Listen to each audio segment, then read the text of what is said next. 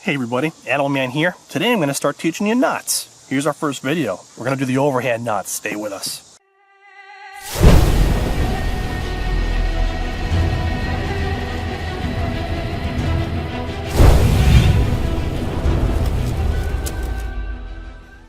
So here's the overhand knot, guys.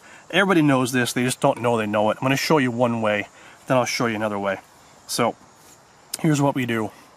We're just going to put, this is all one rope by the way. I'm going to put one end of the rope over the other and then put it through the middle of the loop, and this is what you've got.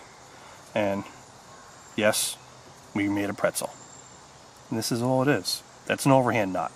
You use this as the basis for several other knots, so it's important to know this. So again, I've got the rope.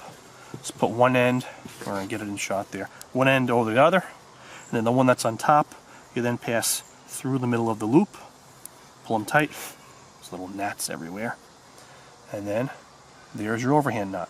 Okay? Now, moving onward, another way to think of it, I'm going to take two strings now.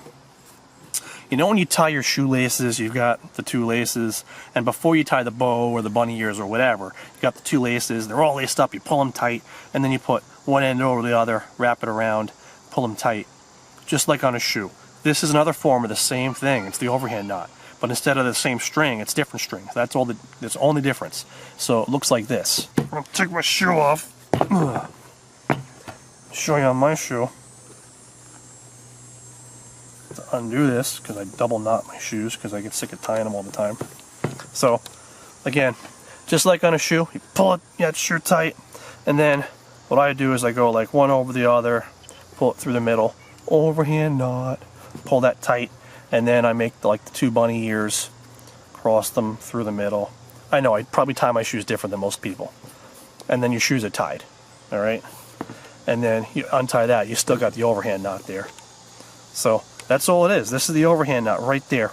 Overhand knot. Another cool thing, guys, about the overhand knot is, say I want to tie something to something, if you don't know any other knot, you can just tie multiple overhands. Put it through. And if you tie like 5 or 6 of these, it's not coming out. It just takes forever to do it.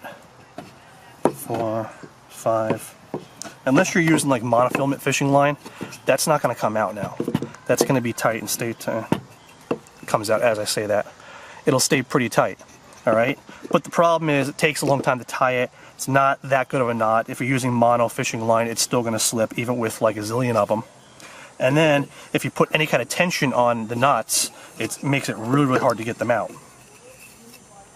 But you can use it. I still use the overhand knot for like 90% of what I do. I just tie like 5 or 6 of them and call it a day if I don't want to have to think about it.